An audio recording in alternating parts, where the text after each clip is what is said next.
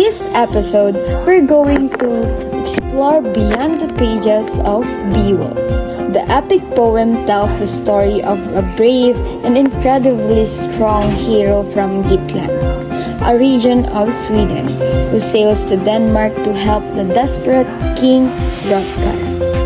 The king's great hall has been terrorized for 12 years by Gretel, a monstrous man-eater who despises human joy.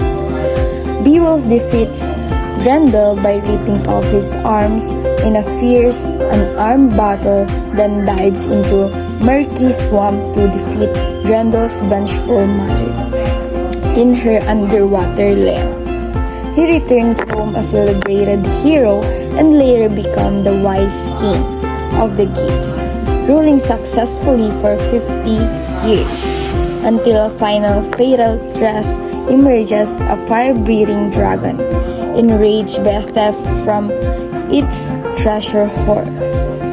Although old, Beowulf fights the dragon with the help of his loyal kinsman, Wiglaf, slaying the beast but receiving mortal wounds, leading his people to mourn their great hero and bury him in a grand funeral mound by the sea. So my analysis about this epic poem is that Beowulf can be seen as more than just a story about monsters.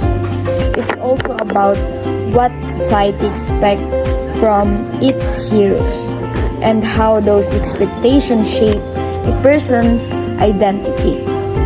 From a poem like this, Beowulf isn't just fighting for glory. He's protecting the wealth, power, and his world.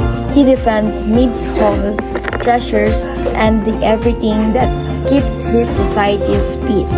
Even his final battle, where he does fighting a dragon, is about securing gold for his people, showing that a king's value is tied to what he can give, even if it costs him his life. Beowulf is driven by a deep need to prove himself. He constantly seeks praise and recognition, rushing everything for one more great victory.